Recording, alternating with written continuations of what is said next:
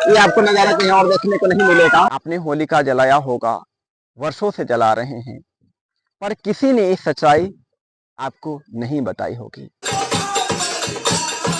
होलिका दहन की शुरुआत हो चुकी है। होली नहीं जली है, क्योंकि कहीं बाहर हो तब जलेगी ना। हिरण्यकशिपु रूपी अहंकार और जो होलिका है वो माया है। दुनिया के सारे पाप कर लेंगे, हमारे अंदर का अहंकार को बुरा नहीं लगता है। क्रोध होगा तभी अहंकार और खुश होता है। वासना, क्रोध, लालच, ये तो नरक के पंथ हैं। दोस्तों, अभी हम एक गांव में हैं, मटपा सिमरी, औरंगाबाद जिले में पड़ता है। और अभी थोड़ी देर में यहाँ पर होलिका दहन शुरू होने वाला है।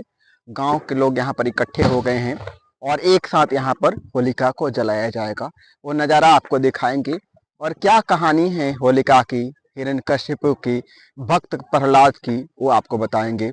उसका आध्यात्मिक रहस्य क्या है, सार क्या है, जिसे हम भूल चुके हैं। तो चलिए, बहुत ही अद्भुत यात्रा होलिका दहन, होली के पहले दिन की शुरू करते हैं।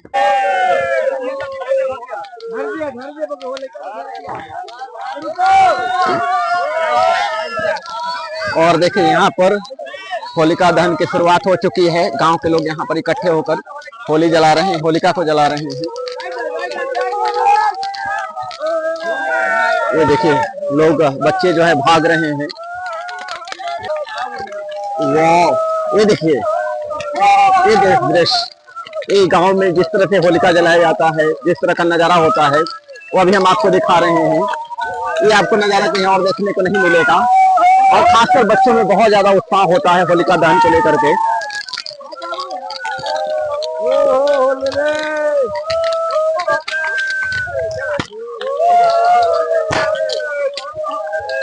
और बम पटाखे भी यहाँ पर फूट रहे हैं।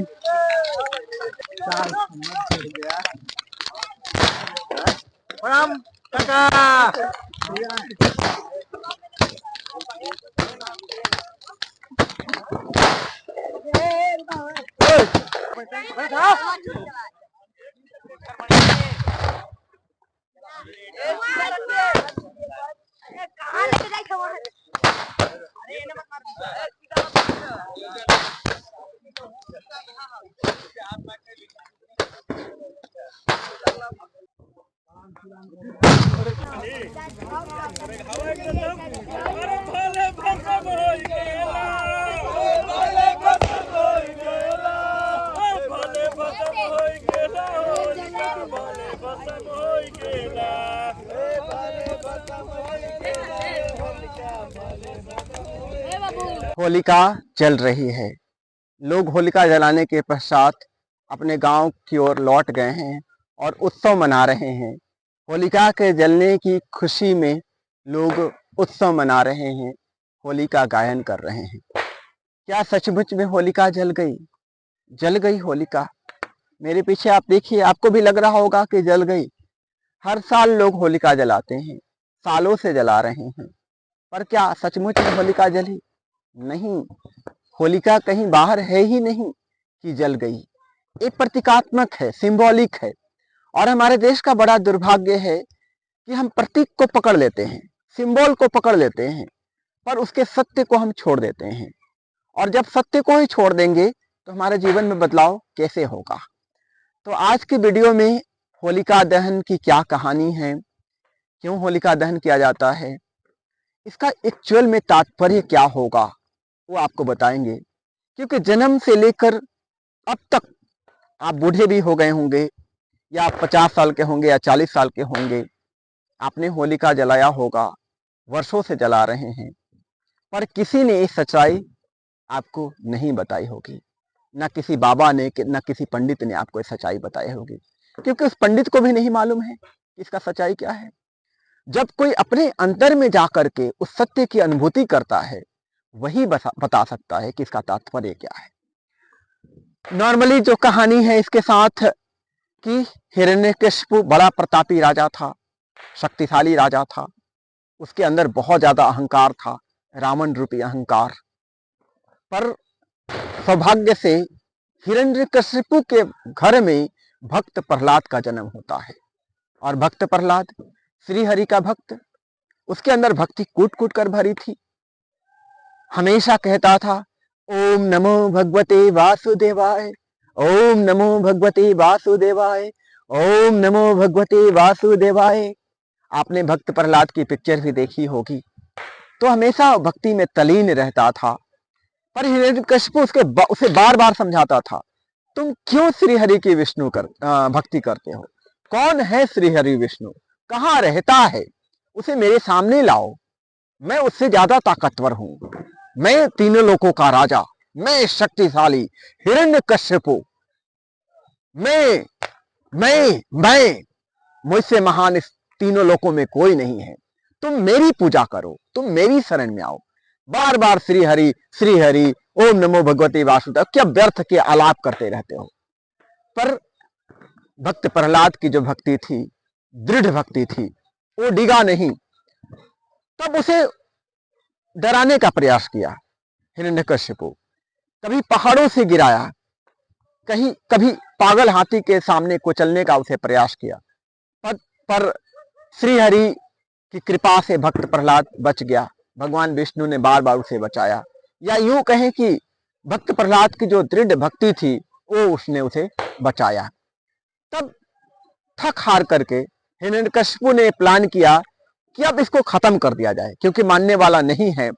ये हमारे अहंकार को चुनौती दे रहा है, हमारे सर्वशक्तिमान सत्ता को चुनौती दे रहा है।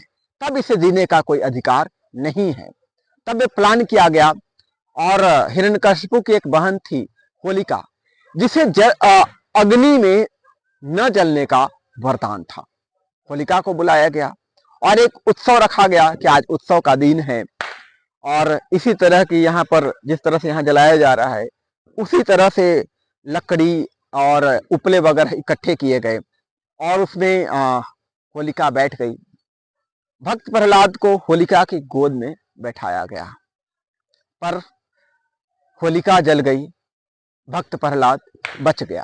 ये तो भगवान की कृपा थी, श्री हरि की कृपा थी, जो उसे भक्त प्रहलाद को बचा दिया और होलिका को मार दिया। तो उसी वक्त से हम होलिका दहन हर साल करते हैं। ये तो कहानी है, केवल एक सिंबल है, एक प्रतीक है। इसके पीछे का जो आशय है वो आप समझिए, इसलिए पूरा वीडियो देखिएगा।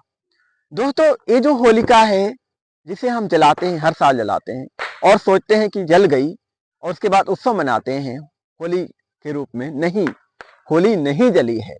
क्योंकि कहीं बाहर हो तब जलेगी ना, वो हमारे अंदर की होलिका है। अपने अंदर होलिका को जलाना होगा। कौन है होलिका? कौन है हिरण्यकशिपु? कौन है भक्त प्रहलाद? दोस्तों, हमारे अंदर का जो अहंकार है ना, वही हिरण्यकशिपु है। हर व्यक्ति के अंदर अहंकार है। मैं हर चीज के साथ उसका मैं लगा हुआ है। मैं ये मेरा मेरा मेरा।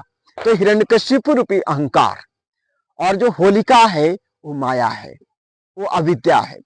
तो उस अविद्या की वजह से अहंकार है, अहंकार की वजह से अविद्या है। दोनों एक ही सिक्के के पहलू हैं। और उस अहंकार के साथ साथ हमारे मन में बहुत सारे मनोविकार उदय होते हैं। लालच है, ईर्ष्या है, द्वेष है, क्रोध है, मात्सर्य है और भी अन्य अन्य विकार हैं जो अहंकार के साथ साथ चलते हैं। लेकिन चूंकि हर व्यक्ति, हर जीव भगवान का अंश है, हर जीव ईश्वर अंश है, इसलिए हमारे अंदर भक्ति की भी भावना रहती है, धर्म की भी प्रेरणा होती है। वेद से, उपनिषद से हमें धर्म का भी ज्ञान होते रहता है कि नहीं, धर्म के मार्ग पर चलना चाहिए, जीवन तो क्षणभंगुर है, जीवन तो नष्ट हो जाएगा, हमें भक्ति के मार्ग पर चलना चाहिए। तो जैसे ही भक्ति की भावना हमारे अंदर आती है तो हिरण्यकशिपु तुरंत चौंक जाता है। अरे क्या कर रहे हो? भक्ति करोगे? किसकी भक्ति करोगे? राम कृष्ण वो सब काल्पनिक है, किसकी भक्ति कर रहे हो? वो व्यर्थ है भक्ति। तुम मेरी शरण में आओ, मैं तुम्हें भोग भोगने के लिए सारी सुविधा मुहैया कराऊंगा, तुम्हें पैसा दूंगा, तुम्हें भोग दूंगा, तुम्हें स्त्री दूंगा, तुम्हें संसार की सुख सुविधाएं दूंगा। और भक्ति से तुम्हें क्या मिलेगा? भक्ति से तुम्हें बेचैनी मिलेगी, तड़प मिलेगी, और क्या मिलेगा? कोई व्यक्ति के अंदर ज्ञान जागृत होता है, उपनिषद पढ़ता है, गीता पढ़ता है कि नहीं, मुझे ज्ञान के मार्ग पर चलना है, सत्य का ज्ञान, ईश्वर का ज्ञान, तभी अहंकार जाग उठता है। सारा काम आप करेंगे, अहंकार को खुशी होती है। आप टीवी में जाएंगे, आप जुआ खेलेंगे, आप दारू पिएंगे, आप दुनिया के सारे पाप कर लेंगे, हमारे अंदर का अहंकार को बुरा नहीं लगता है, अहंकार को मजा होता है कि आप अहंकार में और बुराई बढ़ा रहे हैं। क्रोध होगा तभी अहंकार और खुश होता है, अरे मुझे वैसा उसने बोला, और क्रोध तो करूंगा ही। तो क्रोध को बुरा तब लगता है जब आपके अंदर वो ज्ञान जागृत होता है। जब ज्ञान जागृत होता है तो जो ज्ञान है, जो भक्ति है, वही भक्त प्रहलाद है दोस्तों। तो अपने अंदर का भक्त प्रहलाद को सुरक्षित रखना है तो अपने अंदर जो होलिका है उसको जलाना होगा। अपने अंदर का जो अहंकार है, हिरण्यकशिपु रूपी अहंकार है, उसको आपको जलाना होगा। तो बाहर होलिका दहन से कुछ नहीं मिलेगा मेरे भाई, मेरे मित्र। मैं भी आपकी तरह होलिका दहन में विश्वास करता था, होलिका जलाता था। जब मुझे इसका ज्ञान मिला 2001 में एक सत्संग के दौरान, एक चेतना मेरे अंदर जागृत हुई, ये ज्ञान की चेतना प्रस्फुटित हुई कि ये काम वासना, क्रोध, लालच, ये तो नरक के पंथ हैं। किस तरफ जा रहा हूं? ये ईर्ष्या, ये द्वेष, इससे हमें क्या हासिल होगा? ये तो दुख का कारण है। हमें तो दुख से मुक्त होना है, हमें तो जन्म जन्मांतर के बंधनों से मुक्त होना है, ये माया रूपी अंधकार से हमें मुक्त होना है।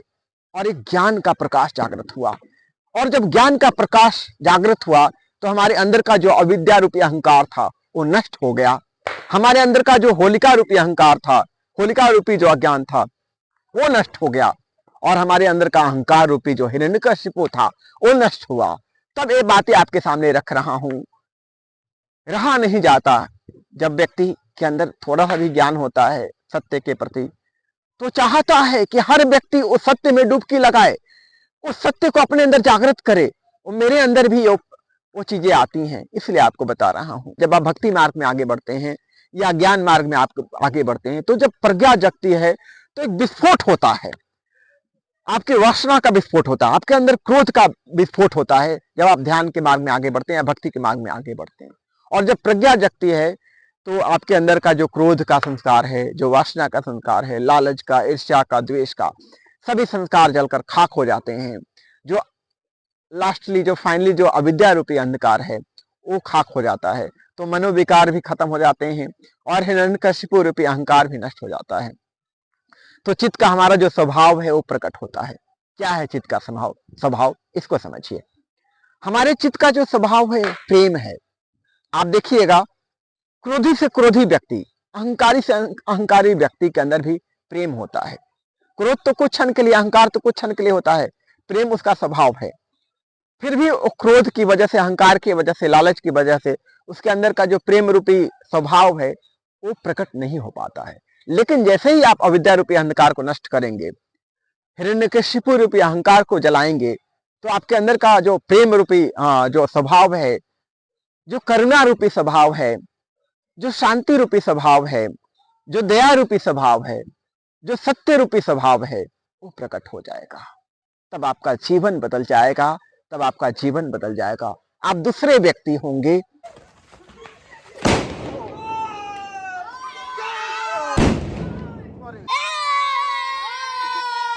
और दोस्तों, गांव में लोग होलिका जलाने के पश्चात होली गाते हैं, यानी उत्सव मनाते हैं कि हमारा दुर्भाग्य जल गया।